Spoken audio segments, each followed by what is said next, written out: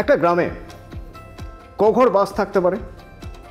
ধরে নিন শখানেক, শদেরেক, আর একটু বেশি। তো গ্রামে যে কটা বাড়ি রয়েছে সব বাড়ির সবাই ফুটবল খেলেন, জানেন? বিশ্বাস হচ্ছে না? ধরুন বাড়ির যিনি কর্তা, তিনি তো অফিসে যাবেন, তো অফিসে যদি যান তার আগে সকালবেলা একটু ফুটবল খেলে নেন। ধরুন চাষের কাজ করেন, তো ভালো, চাষের কাজটা মিটিয়ে দুপুর আর বিকেলে ফুটবল খেলেন।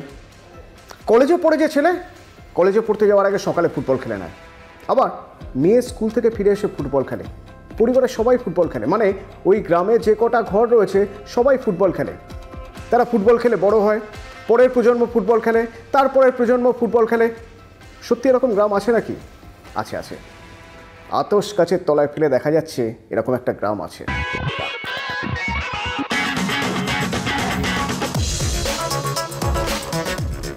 এই গ্রাম মধ্যপ্রদেশের।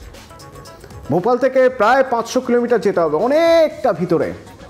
দেখবেন সেখানে গেলে একটা গ্রাম আছে, গ্রামের নাম বিচারপুর। তো এই বিচারপুরের যাবতীয় বিচার অবিচার সব কিছু ফুটবল দিয়ে। এরা সবাই ফুটবল পাগল। প্রজন্মের পর প্রজন্ম এরা ফুটবল খেলেন, এবং ফুটবল খেলেন মানে ওই একেবারে মেঠো খেলা নয়, রীতিমতো ট্রেনিং হয়, প্র্যাকটিস হয়। রোজ এরা প্র্যাকটিস করেন।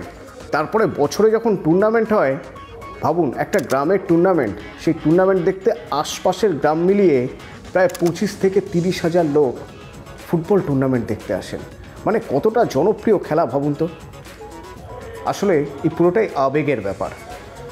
এই গ্রামের নাম হয়তো সেভাবে কেউ জানতেও পারতেন না যদি প্রধানমন্ত্রী নরেন্দ্র মোদী তিনি একটা পডকাস্ট করার সময় একটা ইন্টারভিউতে এই গ্রামের কথা না বলতেন।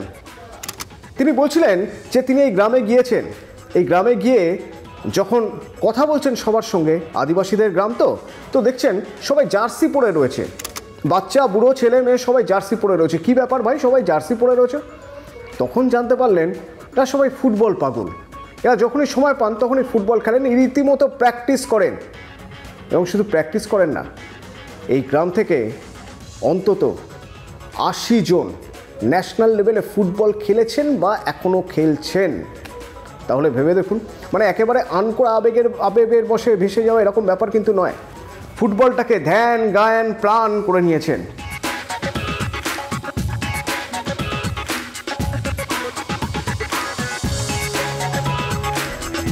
हमारे गांव में पीढ़ी दर पीढ़ी हर एक घर में राष्ट्रीय स्तर के खिलाड़ी हैं, और काफ़ी अच्छा लगता है कि मन की बात और कई सारे प्रोग्राम में आदरणीय श्री नरेंद्र मोदी जी मिनी ब्राज़ील बिचारपुर का जिक्र किए हैं। बिचारपुर को मिनी ब्राज़ील इसलिए कहा जाता है सर कि हर एक घर से यहाँ से राष्ट्रीय स्तर के खिलाड़ी निकले हैं, और हर एक के ब्लड में फुटबॉल है। নরেন্দ্র মোদী আরও কি জানতে পারলেন জানেন? গিয়ে তিনি জানলেন এই গ্রামের নাম কেউ সেভাবে জানে না। বিচারপুর কাহা পে হ্যায়, কেউ বলতে পারবেন না। আপনি জিজ্ঞেস করুন, ভাই মিনি ব্রাজিল কাহা পে হ্যায়, মিনি ব্রাজিল, মিনি ব্রাজিল, রাস্তা দেখিয়ে দেবে সবাই। আসলে ওই যেমন আমরা বলি ব্রাজিল মানেই ফুটবল, ব্রাজিলের অলিতে গলিতে সব জায়গায় ফুটবল খেলা হয়, সেই জন্যই এই জায়গার নাম হয়ে গেছে মিনি ব্রাজিল। সবাই এটাকে মিনি ব্রাজিল বলেই জানে। সবার আবেগ জুড়ে রয়েছে ফুটবল। আচ্ছা, ফুটবল তো আমাদেরও আবেগে, আমরা যারা বাঙালি। বলা হতো কলকাতা একসময় ফুটবলের মক্কা, হয়তো আজও আছে সেই আবেগ, কিন্তু সেই পরিচিতি। আপনি বলবেন যে যখন আইএসএল খেলা হয় তখন সত্যি তো কলকাতার বড় ক্লাব আইএসএল জেতে ভালো পারফর্ম করে। বলতে পারবেন এই কলকাতার ক্লাবে বাঙালি কজন রয়েছে? হাতে গুনে বলতে হবে বাঙালি কজন আছেন। অর্থাৎ আমাদের মধ্যে আবেগ রয়েছে, অথচ সেই আবেগের বহিঃপ্রকাশ যেভাবে হওয়া উচিত সেভাবে নেই, অর্থাৎ মাইলেজ নেই। মাইলেজ পেতে গেলে কি করতে হবে? মাইলেজ পেতে গেলে দরকার পরিকাঠামো। তো এই গ্রামের কথা বলতে বলতে হঠাৎ শহর কলকাতায় কেন চলে এলাম? আসলে বিষয়টাকে বোঝানোর জন্য। একটা গ্রাম, সেই গ্রামের আবেগের কথা প্রধানমন্ত্রী ইন্টারভিউতে বলছেন। প্রধানমন্ত্রী বলছেন 2023 সালে সেই গ্রামে গিয়েছেন, আর আজ গল্প বলছেন 2025-এ দাঁড়িয়ে। মাঝে 2 বছর কেটে গিয়েছে, গ্রামের কোনো পরিবর্তন হয়েছে? না, আমরা গিয়ে দেখে এসেছি গ্রামের কোনো পরিবর্তন হয়নি। প্রধানমন্ত্রীর ভালো লেগেছে এত মানুষ ফুটবলের কথা ভাবেন, একটা গোটা গ্রাম ফুটবল নিয়ে বাঁচে, তাহলে যদি একটু সাহায্য করা যায় সেখান থেকে ভালো ফুটবলার তৈরি করা যায় না? সেখানে তো একটা ট্রেনিং ইনস্টিটিউট তৈরি করা যায়, কোচিং ক্যাম্প খোলা যায়, তাদের একটা ভালো স্টেডিয়ামের ব্যবস্থা করা যায়, গোল পোস্ট, পরিকাঠামো, তাদের যা যা লাগবে, সবচেয়ে বড় কথা বিজ্ঞান ভিত্তিকভাবে ট্রেনিংয়ের ব্যবস্থা করা যায়, যার জন্য অনেক টাকার দরকার হয়। এবার আপনি ভাববেন যে সেও সম্ভব নাকি? সম্ভব তো, খুব কম বয়স থেকেই তৈরি করা যায় ফুটবলার, আর সেটা প্রমাণ করে দেখিয়েছে বিশ্বের বিভিন্ন বড় বড় club, Barcelona, Real Madrid, Manchester United, man city. এই বড় বড় ক্লাবের যে জুনিয়র সেকশন রয়েছে, সেই জুনিয়র সেকশানে খুব কম বয়স থেকে তাদের পড়াশোনা, খেলাধুলো, তাদের শারীরিক ফিটনেসের জন্য যা যা দরকার, গ্রুমিং, সেই সব কিছু তারাই করে, ক্লাব কর্তৃপক্ষই করে।